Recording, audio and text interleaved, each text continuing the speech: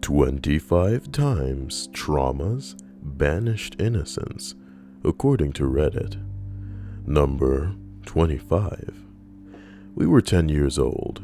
I walked into my science class and the teacher starts the class. About half an hour later, she gets a phone call and turns on the TV. We see a video of a plane hitting the World Trade Center. Looked up and see the teacher crying at a point in time where we, being an adult, meant you were supposed to be superhuman. Bing bong. Someone responds, I remember watching it when I was a kid on TV, half a world away. When the second plane hits live on air, all of the hush chatter in the house turned into dead silence. I turned and my mother had this hollow, haunted look. It's like the color and the intensity she always had in her eyes had all faded away. Then she started chuckling. Then she started laughing hysterically with tears streaming down her face, and my dad went and held her and shooed me out of the room. Now here's the bottom line, guys. I don't want to get down your throats about this whole 9/11 was an inside job thing, but I need you guys to understand that people knew about this before. Ahead of time, people knew about this. And I'm not saying just because people knew means that people were in on it, you know what I mean? But I think that's something that's worth investigation if you haven't looked in on it. People knew that this shit was gonna happen before it went down. That's not speculation, that's not hearsay, that's factual. Look that shit up. And that's all we're gonna say about it. That's the true horror, as far as I'm concerned, is that people fucking knew that this shit was gonna go down. So fuck human life, right? Because they didn't tell anybody. Number 24. I know a lot of people who have never had this belief in the first place due to early childhood trauma. They're referring to the question being asked here, which for clarification is, what was the first event that disproved your childhood belief that the world is a safe place? So my title's catchier. I know a lot of people who had never had the belief that the world was a safe place in the first place due to early childhood trauma. He goes on to say, my dad had serious mental health issues and was abusive. I never felt safe as a kid. Tell me about it. I always knew the world wasn't safe and that nobody would protect me. It's been quite hard dialing back and learning that actually it can be a safe place and that most people are pretty decent. You don't know that. That's definitely not most people. Most people will take advantages of situations that they are in. Most people will, do what they believe they can get away with. And that if they had the guarantee that they'd get away with certain shit, they would fucking do it. So you can't say most people, but there are some people out there who are decent. As we continue, number 23. The first event I can remember that shocked me as a child was when this kid came roaring through our quiet neighborhood in his loud car and deliberately hit a dog and killed it. I happened to be playing out front in the yard with two of my friends. We all witnessed it. I remember just looking in disbelief, crying, because we all liked that dog so much. Why would someone do this? And that's just the beauty of it, guys. Some people don't need reason, and you trying to insert reason and rhyme into a place where it doesn't belong. That's the fun part. I think when you open your eyes truly in the world that you're living in, you have to embrace that there are perspectives where people just do to do. Because they can, we think therefore we are. Some people just do because they can do. You see what I'm saying? And it's terrible, but that's just the way that it is. That's just the way it is. Number 22. When I was 10, I fell and split my chest open on a gate of my childhood home. Oh, your parents were mad because they got a clumsy ass kid.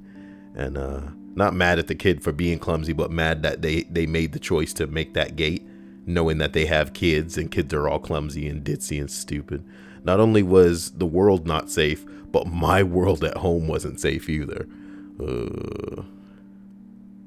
Somebody said, did you live? I mean, who's writing this is the real question. Somebody else responds, he dead. Come on now.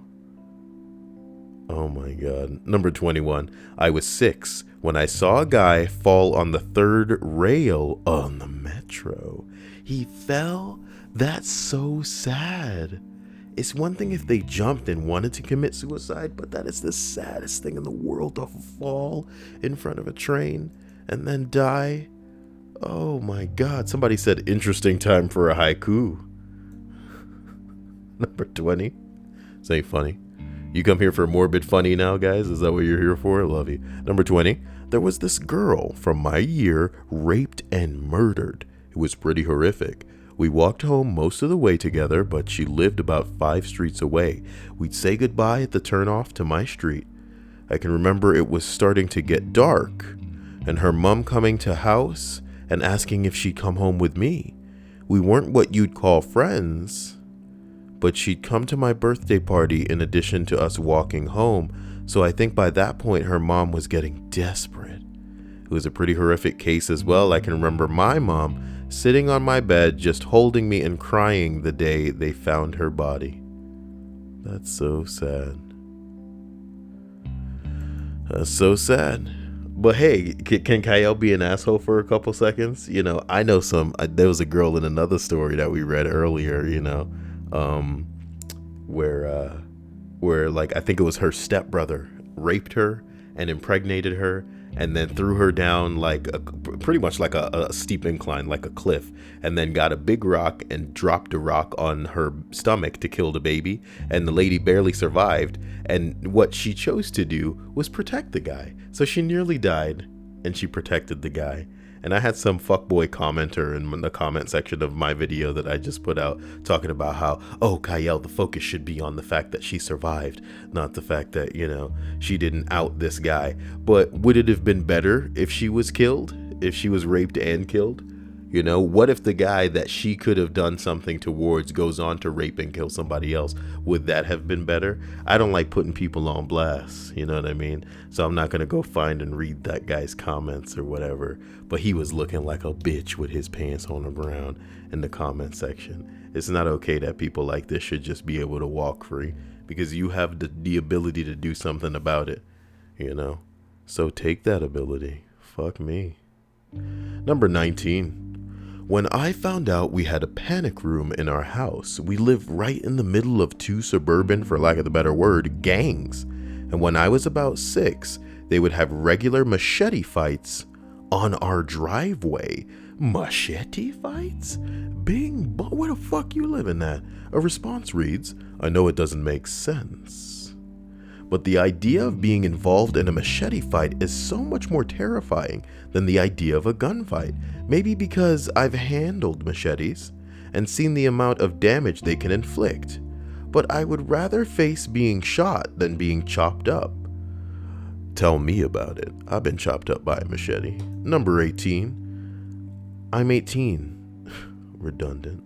And Norwegian. And honestly, the world feels pretty safe to me. Even though I see wars and stuff on TV, I feel like I'm in a protective bubble. Pfft, well, good for you. What the hell? What are you doing in this thread? And who upvoted this crap? Ugh. I'm 18 in Norwegian. Yeah, we in Norway are pretty safe. I'm kidding. I don't know what Norwegian sound like. So hopefully it's racist enough to appeal to everybody. Number 17 has been deleted. Yeah, we probably can't muse much from the responses, but let's see if we can figure something out based on context clues. The main response to the deleted post says, if you feel up to it, you might try talking with them about it again someday and asking them why they reacted as they did. Something happened in my teens, and when I tried to talk with my mom about it, she just told me to shut up. She didn't want to hear about it. About 10 years later, I asked her about her reaction. She didn't even remember the incident, parents. But she did listen to what I had to say and apologize for not listening to me back then. It didn't solve everything, but it did help with done of the hurt feelings I've been having. Maybe they meant some and not done. Help with some of the hurt feelings I've been having. Whatever. Sounds like somebody must have snapped at somebody in the deleted post. Another response reads, when I was 12, my parents' friends climbed in bed and molested me while they were all doing drugs in the hotel room we were living in at the time. That sucks. My parents were in the room and fucked up on some drug. When I tried to tell my parents about it after the fact, they told me that I was making it all up and that those people would never do anything like that. When I was 18, I was raped in college, and I didn't tell my parents, who were then mostly sober, about it for a good 2 months. It's funny how much damage parents do to the relationship with their kids, and then they consider themselves saints and can't imagine a world in which they shouldn't be looked at as the best parents in the world. Y'all niggas is stupid. You know what I'm talking about? Watch the shit you say to your kids and how you receive crap when they're confiding in you, my nigga. Because it's one thing to like hurl shit back at people when you're in a relationship with them, you know what I'm talking about, if this is your spouse. But when like your family comes to you with some shit and then it comes out that you're just talking about them behind their back because you ain't got nothing going on in your life but to gossip about other niggas, like, it's gonna come back to you. It may not happen soon, but it will. And maybe it'll take you on your deathbed alone to come to some realizations, you stupid motherfucker. Treat people the way you wish to be treated. What the fuck? These are your kids. When I was 18, I was raped in college and I didn't tell my parents. When I finally did, they demanded to know how I hadn't told them sooner and were furious with me. And I told them it was because they brushed off their friends molesting me when I was 12, and I recounted the entire thing. They informed me that I must be lying and trying to tell them about it I must be lying about trying to tell them about it in the first place because they wouldn't have brushed off something like that. There were numerous instances that they were very supportive, but they also victim blamed me quite a bit for my rape. So I eventually refused to discuss anything about it with them or anything else. I realized I couldn't win. They brushed off my abuse as non-existent as a child and then victim blamed me as an adult. It was your fault you got raped. That's what your parents said. Ultimately, can you imagine? Here's the biggest mistake, guys, and I'm gonna say this and I know that I have younger viewers and, you know, pretty viewers my age where, you know, we're like middle-aged and, you know, we have a on again off again relationship with our parents. These are lessons we've already learned, but to the younger viewers, I'm talking maybe still teenagers, y'all gonna need to learn real fast. Watch what the fuck you share with your parents because they stupid. Do you get what I'm saying? They are not capable of seeing things from a perspective outside of their own or whatever almost cult that they're mixed up with. If your parents are religious especially, they basically read out of a book the way they're supposed to think. You know what I'm talking about? And the committee of niggas that they associate with are dumb motherfuckers like them. You know what I mean? And to put it in an analogy that'll make a hell of a lot of sense, you and I both realize that the earth is round, motherfucker. But there are people out there who believe that the world is flat. You feel me? They believe that the earth is flat. You want to know who these flat earther motherfuckers associate with? Other people that think the earth is flat. So they have all of this stupid shit that they believe constantly and blatantly reinforced. All of the media that they absorb, all of the things that they're into and the places that they go and the shit that they do only put them in the midst of the kind of crap that they're down with.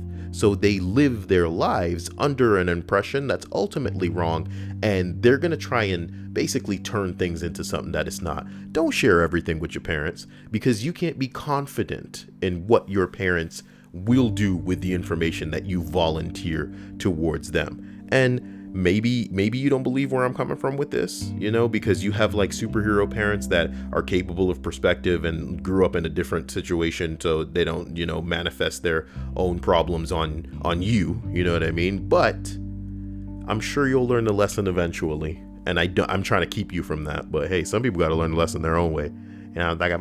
And this is so sad. People getting raped, people getting molested, and then not being heard out. Oh my God. It's like the opposite side of the coin. Remember earlier I was saying, hey, if somebody tries to fuck you over, you should definitely report them. You should try to get them some sort of, consequence for what they've done. But it's even worse if when you open your mouth, no one wants to listen. You know what I mean? That's the ultimate piece of ass. And I apologize if you've been in either situation, because it's a fucking terrible thing. Man, you guys, this is like a feel-good, depressing list as usual. Not because of, what's on the list specifically, subject matter-wise, but because of the dialogue that it's provoking. Number 16, and just to reiterate, on the list of 25 times traumas, Banished Innocence. That's a very concise title, because the question being asked is, what was the first event that disproved your childhood belief that the world is a safe place? Look at that run-on question. Come on now. Number 16 says, I think I was around 6 years old. I grew up in rural Lancaster County. A young woman had been attacked and abducted not too far from my house. Luckily, she found an opportunity to escape from the car, and an Amish man had helped defend her from the abductor. The person sped away and was never caught. After that, I was never allowed to ride bike by myself or go down to the pond, and we started locking our doors at night. Thank God that Amish dude was there to be a good fucking person. Jesus Christ. And I'm glad that the person writing this, avoided any kind of awful, because somebody else almost got abducted and they're traumatized because of that. Number 15, my first memory that I can recall, until I was 6, we lived in Uvalde, Texas, really close to the border of Mexico. When I was 3 or 4, I remember waking up a man who was, I remember waking up and a man was trying to kidnap me. My mom walked through the door with a pistol in one hand and a mag light in the other. After extensive application of the mag light, she couldn't shoot. I was in the way. He was carted away by an ambulance and a border patrol escort. God bless the Second Amendment. Oh shit. Holy bing bong.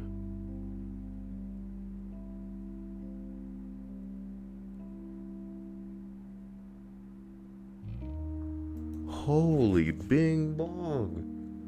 It's only scary because they close to the border, man. What you gonna do with a little kid when you gonna kidnap that motherfucker? You know what I mean? Because if you want to kill somebody, there's plenty of people out there for you to kill. But when you're kidnapping people, it's because it's like you got use for them. Even if you're gonna end up killing them, it's like you're gonna do something with them. So when you're kidnapping kids, this fucking disgusting. All crime is crime, all sin is sin, bad shit is bad shit. No abduction is over the other or worse than the other. It's all abduction and it's all fucking terrible. No killing or murder is worse than any other murder. It's all fucking awful. It's all terrible. I always talk about how there's like a stigma, people believe that, children are even worse because of the loss of life. Maybe this old guy's only gonna live for a little bit more time, but hey man, a life is a life, and people making a choice to take that. They're not a judge. Even judges that dress up in their stupid suit, and they're just fucking people at the end of the day. You can put your hand on a Bible until the end of time. You're no better or worse than some of the people out there. And when life hits you, it's going to hit you hard. My point is this, dude. What are you going to do with a little girl? Are you going to have your way with this girl? Are you going to try and sell her into like the sex trade? Oh my God. Even a little boy even. Oh.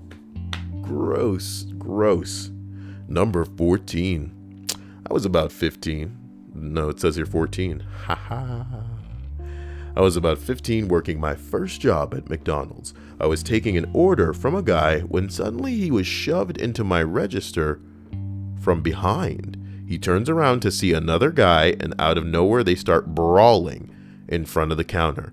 The guy who started the fight is having the crap beaten out of him, and he eventually retreats and leaves the store. And the other guy simply returns to my register and keeps ordering. He said he had no idea who that guy was or why he wanted to fight. Drugs, motherfucker. A response reads, actually an eerily similar story. Did I just say simile? Actually, an eerily similar story happened to me 2 nights ago. I was with a few people outside McDonald's, and an SUV pulled up, and some completely random man hopped out and started running towards one of my friends with his hands up, and they started fighting. and the person who instigated it began to lose, and he ran inside and jumped behind the counter, and the person working behind threw him back over, and they got back to fighting, and then the cops came, and now we're all banned from McDonald's regardless of the fact of it was the guy who initiated the fight with the other guy. Somebody else said, did anyone else read this as fast as they could? Somebody else said, who needs punctuation anyways? Actually, I hear something sort of happened to me. You know what I mean? Like, and he didn't even capitalize SUV. That's what killed me, really. You know what I mean? So anyway, and a SUV pulls up, and I'm like, a SUV? My brain was like, no. It must be an SUV. Take it easy, please. You're killing me. Number 13. On my 10th birthday party, a woman off of her bipolar medication. Now it's getting good. Okay. She ran her car into a concrete underpass right in front of my house. The car instantly was on fire, having my birthday party go from all happiness to the smell of a burning body and a panic within 30 seconds still bothers me 15 years later. Well, lucky everybody else in this bipolar lady's life. And I know that's the rudest thing I'm saying in this list. Please don't hurt me, guys. But I know a lot of women that should be medicated and make me their problem. You know what I'm talking about? When I have nothing to do with it. Usually people that are off their meds make everybody else pay for the fact that they ain't taking their meds. So if she ran into a little underpass and made a little human barbecue for this little kid's birthday. Human barbecue, what's on the menu? Number 12 is another deleted post. Let's see what we can figure out from context clues. Somebody else responds. Did your father kill the perpetrator? I'm guessing maybe the father stopped something. I have a 4-year-old girl, and whenever I think about something like that happening to her, I just can't imagine letting the person live. I guess it would be different in real life. But the thought just boggles the mind.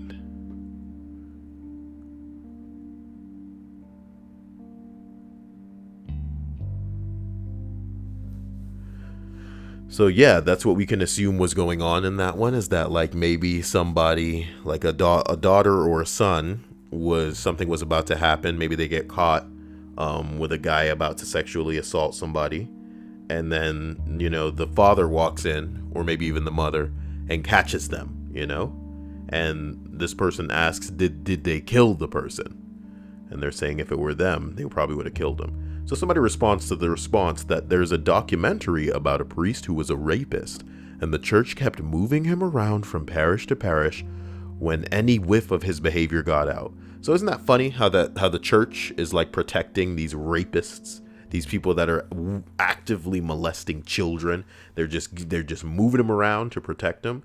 The person goes on, there's this one really heartbreaking scene where the news finally broke about what he'd been doing. The family were really close to the priest and invited him to dinner all the time. They called their daughter, who at this stage was in college, and asked her if she'd seen the news. They figure out that this priest had been abusing their daughter almost every time he came to their house. The broken-hearted parents asked their daughter why she didn't tell them anything was going on, and she said that her dad had always said if anyone hurt her, he'd kill them. She asked a friend in school what happens if you kill someone, and the friend told her that you go to jail. So this 7 or 8-year-old girl kept her mouth shut about being abused because she didn't want her dad to go to jail.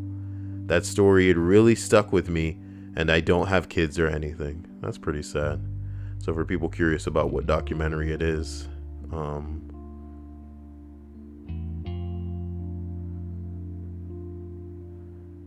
it's about a priest named Oliver Francis O'Grady.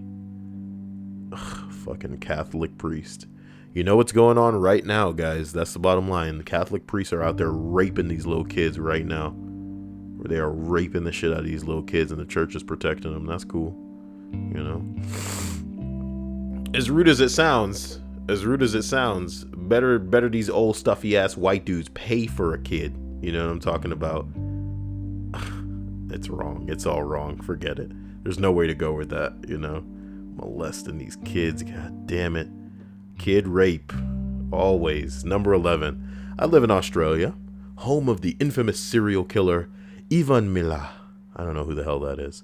One of his murder victims was a customer of my father, so I regularly saw her every now and then. One day I see the reports on TV and see her listed as murdered. That really hit me. Literally no one is safe. Who the hell is Eva Mala? Somebody says you should go watch Wolf Creek. It's a horror movie based on his murders. Oh, dude, we don't know, so I guess we can figure out together, eh, guys? Okay. Backpacker murders. Jesus Christ. Are you murdering tourists, dude? That shit ain't cool. That shit is not cool if you're doing that shit. Self-mutilation in jail. Oh my bing bong. Okay, so I want to see what's happened here. The backpacker murders were a spate of serial killings that took place in New South Wales, Africa. Okay. He was convicted of murders in July 1996. Okay. Oh my god, on the 19th of September in 92, two runners discovered a decaying corpse while orienteering in the Bengala State Forest. The following day, police constables Roger Go and Suzanne Roberts discovered a second body. Jesus Christ. Early reports suggested that the bodies were of missing British backpackers. They are tourists, and that's why he's named the backpacker douche. He's just out there killing tourists. What the fuck? Was he doing like rude shit with the bodies or something? Oh man, one of the bodies had been decapitated, but despite an extensive search, her head was never found. Another dude had been shot in the head 6 times.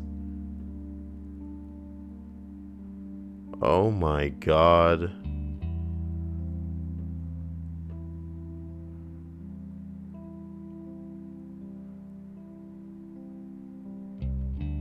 Another one had been stabbed 14 times.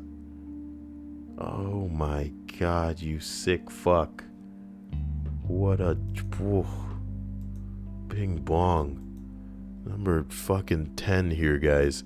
My house was burgled when I was 10, and the thief broke in through my room and ransacked the house. I remember standing in my room and thinking a stranger has been through my things. My privacy felt completely invaded. My home and my room wasn't safe anymore. Nowhere was safe. I didn't sleep very well for a while after that. Well, somebody said, did they catch the burglar? And the answer, of course, is unfortunately, they usually don't. Number 9. My sister, I'll call her Tay, was a sophomore in high school. Tay was gorgeous.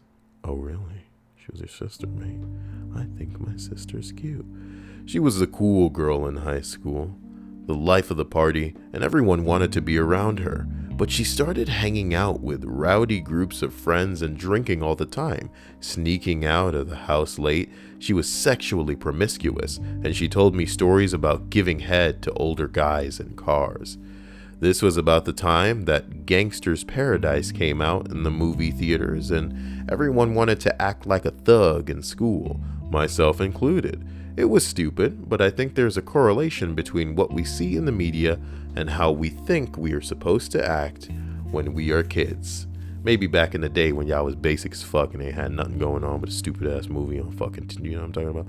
Things were also bad in my family at the time because my parents were getting a divorce, so they had their own problems to deal with and couldn't focus on me and my sister. Tay decided she wanted to live with our grandparents, but really she was just using them. She'd play my parents against them and get whatever she wanted in the end. My parents got divorced and my mom got remarried. We left the state and went to live with her new husband somewhere else. Tay didn't come with us, choosing to stay with our grandparents and my dad and her fast lifestyle. But she had no boundaries, and things started to get worse and worse. It was the evening time after school one day. I was in 6th grade, and I remember that I was living in my new state. I was playing at my friend's house and my mom called and told me I needed to come home right away. She wouldn't say why, but I could hear the panic and worry in her voice. She sat me down at the kitchen table and told me that Tay had been gang raped by a bunch of guys on the football team. She went out to a party, drank a lot of alcohol, and smoked a lot of weed. Tay was already dating one of the guys on the team, but he apparently thought he could share her with everybody else. Tay told me they left the party, got in a van with a bunch of guys, and drove out to the middle of nowhere in the desert. She said that they knew that they were going to do, and she tried to sober up, but she was far too far gone. They stopped the van, and she said she tried to tell them no, and that she didn't want to do this, but it didn't matter, and the guys took turns on her that night. It was awful, and I can only imagine how powerless and weak she felt.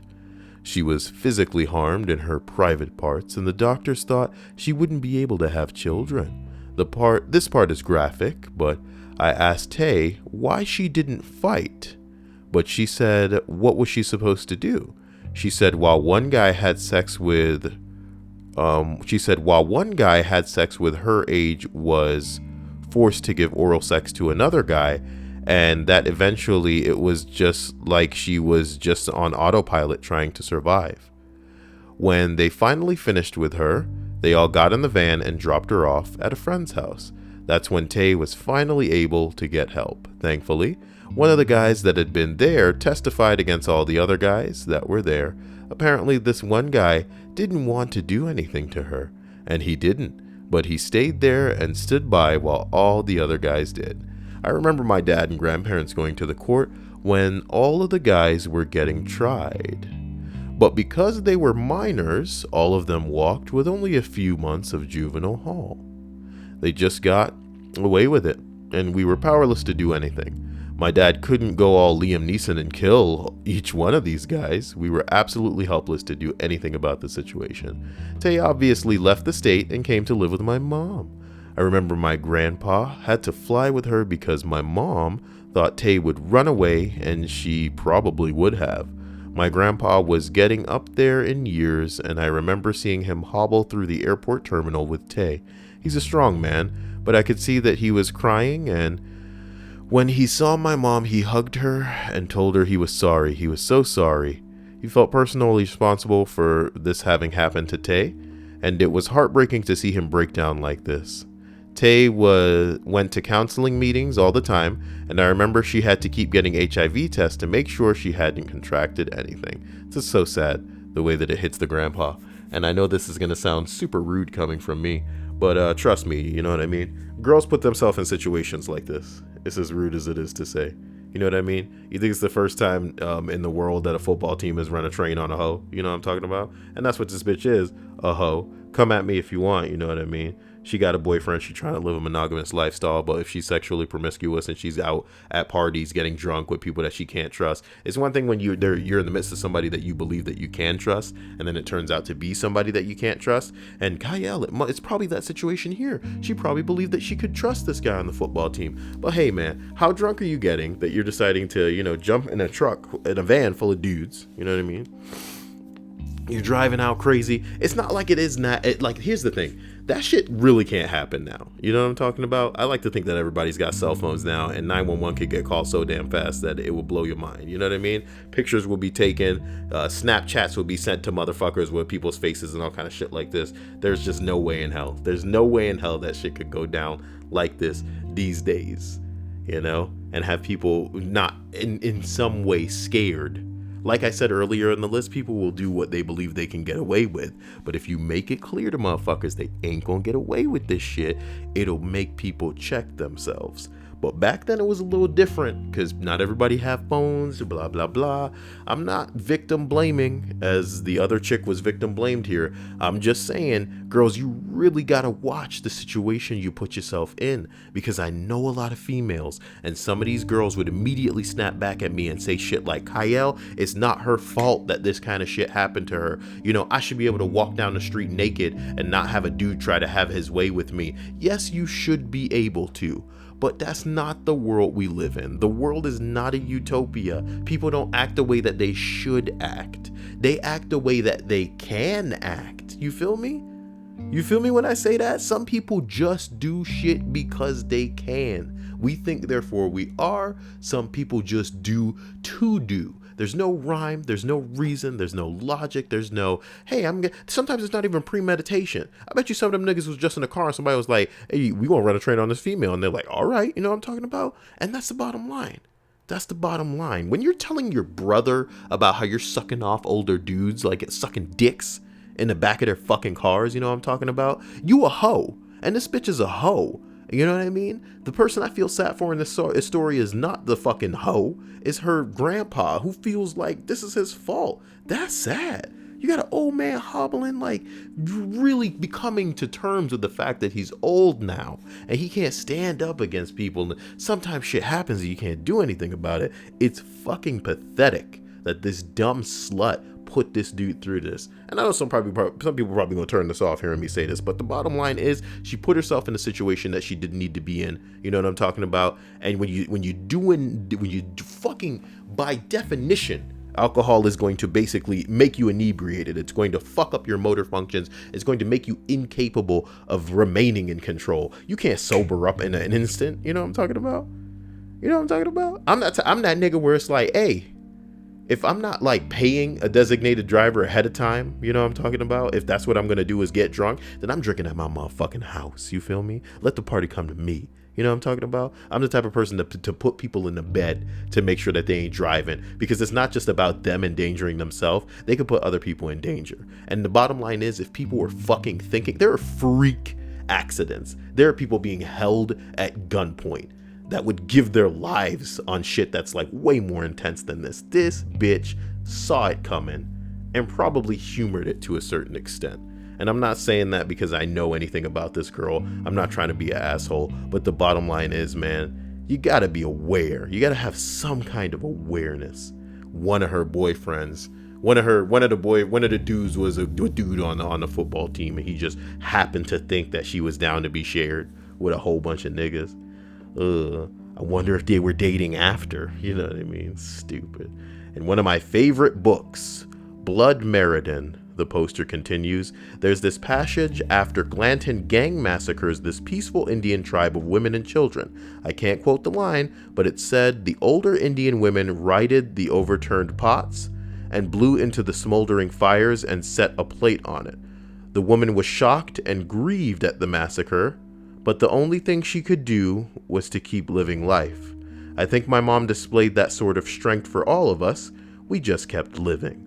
I remember getting so angry and feeling so helpless and wishing I could do something for Tay, but I couldn't. It was an awful feeling seeing my family like this, and learned real quick the world can be a dangerous place with dangerous people in it.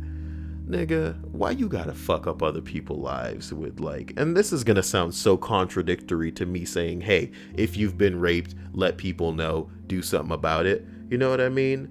But like, here's what you need to understand about life. And I need you guys to take this with a grain of salt. You know, I love it when people dive into the comment section, because before I was telling you about this one dude who was saying, Kyle, unless this has happened to you, you can't speak. I can speak because I know the way the world works, and understanding how people are is understanding that there is every perspective. Yes, there are people who are raped, and naturally it had nothing to do with them, right? It's obviously not their fault. They were raped. But you think that there aren't people out there trying to provoke a scenario like this? You think there aren't women out there trying to literally have a dude do something to them and have it be 100% consensual? Because if they're trying, that's what it is, just so they can say after the fact that they've been raped? Dude, wait, open your eyes. Say woke, please, because that's the world you're living in. There are women out there right now with the game plan to say that they were raped. So they're getting people into scenarios where they can fucking, blame their ass. You know what I mean? The fact that that happens at all means that there's two sides to this coin, and that some girls naturally put themselves in a bad situation. Does that mean if the girl says no and does not give her consent that she still can't be raped? Obviously that's not what it means, you know what I mean? But I'm saying that there is blame on both sides sometimes. And I'm not saying Tay was deserving of what happened to her, but there sure as hell were things that Tay could have done differently. And I'm not victim blaming Tay here. She didn't deserve to get gang raped, obviously. But holy shit, man. Holy shit. I want you to think about that in context. And like I said before, this is a key point in this story as far as I'm concerned. If you're the brother or sister of Tay, and she's telling you stories about how she blowing old niggas in the back of their car, you know what I mean? How loose do you think this hoe is? You know? To be out at parties with strangers getting so drunk that it's like, man, I don't even know where the hell I'm at. You know what I'm talking about? You know? Nothing wrong with living your life, I guess. If y'all want to get drunk to the point where you blacking out, hey, at least make sure you know one nigga there that got your back. You feel me? At least make sure you know one nigga there that got your back. And I'm not even talking about a female, because some females, like, I'm not saying that they're unreliable. I'm just saying that they don't have what it takes to stave off maybe a couple of niggas when it comes to it. You know what I'm saying? Make sure you know one dude that's there and capable of throwing some pocket sand in somebody's face or something if they're not a big dude and they can't fight. You know what I mean? Make sure it's a guy that could throw your ass over his shoulder, dump you in a car, and drive your ass home. Maybe squeeze your titty while you're on the way, you know what I mean? But not fucking violate you, you know what I mean? I mean, obviously that's violation, but you see where I'm coming from, man. Make sure you are in the midst of someone you can trust. Yes, sometimes you can't even trust yourself. Half of us don't know how we would react in certain scenarios based on ridiculous stimulation. Somebody come in with a gun right now and they hold it to your face and they say some bullshit. You don't know how you're going to react. You know what I mean? But you have to pretend that you at least kind of know yourself and know what would go down. So you got to situate yourself with people that you know to a certain extent, that you trust to a certain extent. How loose are you willing to get, dude? You know what I mean? There's so many things that can happen when people are sober as far as accidents are concerned that are life-threatening, that are fatal, dude. And you're going to get super duper drunk in the midst of people that you can't trust and don't know and don't have a guaranteed way home and shit like this. Come the fuck on. This girl did not deserve what happened to her. Her family sure as hell did not deserve the weight of the burden that this hoe gonna have to carry. But is this girl a hoe? The question is unequivocally yes. And I'm so sorry. Why'd I gotta get so involved in this? Look at Emily sending me text messages because I'm not responding to her fast enough. I love that. I love getting texts because, you know, I'm not responding fast enough. So it's their texts that are just like, okay then, or okay, of course, all right. Good night then. The fuck. Number 8, guys. What list are we even doing again? You know, the question must be asked. Bing bong. 25 times trauma's banished innocence. I remember I was innocent before I read this list. And I gotta read about hoes. That's the one thing that's gonna trigger the fuck out of me, hoes. You know what I mean? Whew. Hoes. Oh my god. Number 8. I was 5 and remember watching Challenger space shuttle blow up. That's so sad. Oh my god. Somebody says, edit, holy shit, this blew up. NASA. That's rude. Number 7. 9/11 rocked my adolescence. The world didn't feel right after that. I've said what I need to say about that. Number 6. When I overheard my aunt and uncle talking about Adam Walsh, a stranger took a child that was roughly my age and cut his head off. The thing that really got me was my uncle saying, God knows what else he did to him. Holy bing bong, man. You kinda... Holy crap, yeah. Some of y'all slitting your wrists, you know what I mean? And that's edgy to you, but you taking a little kid and cutting his head off? Damn, you know what I mean? What the fuck? What's going on with you as a person? You cutting little kids' heads off. Oh, shit. Somebody said, I grew up in Miami, same age as Adam when he was taken. And my mother said we were at the Hollywood Mall. He was taken from the same day. She said it fucked with her head for many years. I didn't know about it till quite a while later. She kept me sheltered from the truth and the news when it happened. Ooh, number 5, guys. Some guys tried to get me into his car when I was riding my big wheel in front of our house. I've never been told not to get in someone's car, but I'd been given the don't talk to strangers speech. I told my mom about having not talked to the stranger who tried to give me a ride, and that's when she educated me on kidnappers.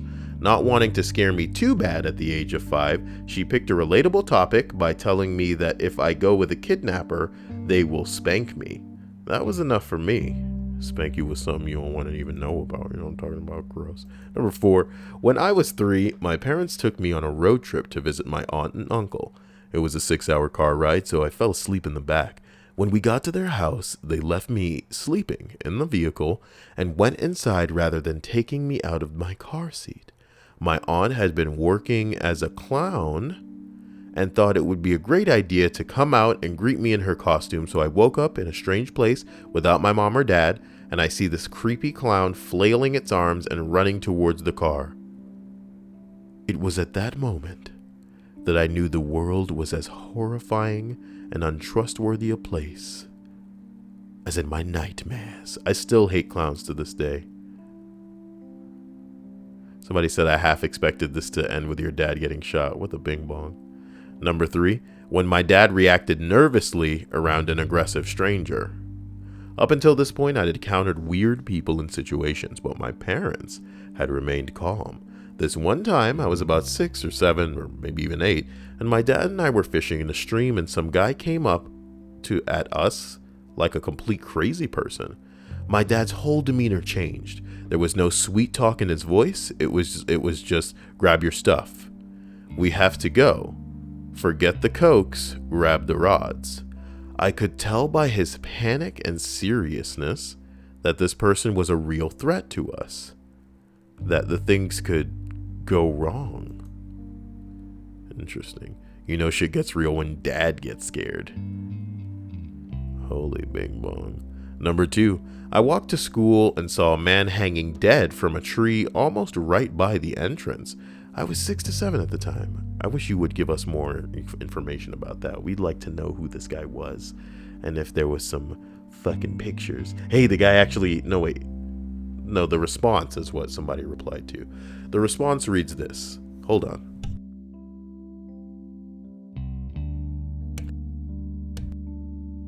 When I was 9 to 10, I was walking home from school and had my head down since I was listening to music. Since my head was down, I didn't notice the guy laying on the sidewalk with the brain leaking out until I was basically standing in the pool of blood. I lived in a gang-ridden area of Las Vegas, and apparently someone ripped off the wrong dude and he was shot in the face execution style. I waited with a few of the person's neighbors to talk to the police once they found out I had just stumbled upon everything they offered to drive me home down the block. It was pretty fucked up for the 10-year-old to see, but I don't think it had any lasting effects. Good for you. The number 1 entry in the 25 times Trauma's Banished Innocence list is as follows. I was 8 years old when this happened. My dad was 44. Correction, I was 10 and my dad was 46. Okay. I lived in Papua New Guinea with my parents when Sandline happened. The Sandline affair was a political scandal that became the defining moment in the history of Papua New Guinea, and particularly the conflict in Bougainville. It brought down the government from Sir Julius Chan and took Papua to the verge of a military revolt. The event was named after Sandline International, a UK-based private military company force, and after coming to power in mid-1994, Prime Minister Chan made repeated attempts to resolve the Bougainville conflict by diplomatic means.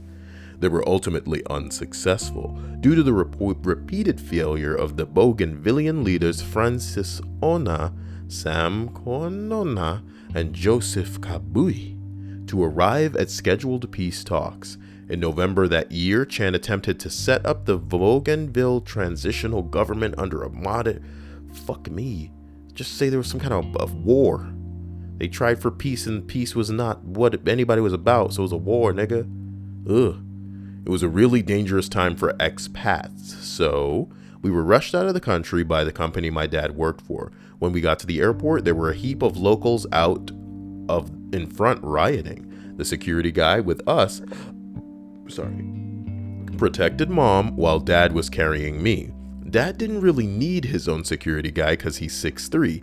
He looks quite intimidating when he needs to, and even now at 65, he's still surprisingly strong. Someone in the crowd bumped into my dad pretty hard, and I slipped out of his arms. Another guy grabbed me by the hair and started dragging me to the back of the crowd. I guess he thought, little white girl, easy target. I saw dad turn around, and his face went from panic to full-blown white-hot rage when he saw me being dragged away. Dad charged through the crowd, did something that the guy let go, but he fell on me. Dad kicked him off of me, scooped me up, and charged back through the crowd into the airport. I had a lot of blood on me, but only a few grazes on my eyes. No injuries bad enough to explain the amount of blood. It wasn't until I was in my teens that mom explained that dad had grabbed the guy's left shoulder with one hand, his right arm, the arm he was holding me with, and with his other hand, and held the guy's arm still while spinning him to the left. Dad broke the guy's arm, broke through the skin break, nice, and then kicked him in the face. So the blood on me was from when dad injured him. Nice. Nice. You know what I'm talking about? Oh, damn, dad. Bing bong. So how you guys doing? You guys having a good day or what? You know, I tried so hard to record a list, and I couldn't find one that was like relevant, you know. Hey, look, it's from when TV show logos were physical objects, you know. Now we do it all on them newfangled computers there, but back in the day, they used to be physical things. What do you mean by that, Kyle? We'll take a look at this. Excuse me. Oh, sorry.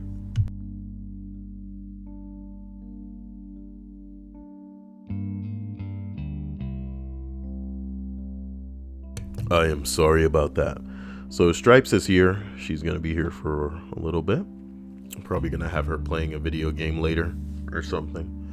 Hope you guys have a good night. I know I got this one out a little bit later, but better late than never. I want to try to do these daily. It's finding the time and the space to do it. That's my real problem. I don't always have the environment to record, but as long as I do, you'll be hearing from me. Love you all, and I'll catch you soon.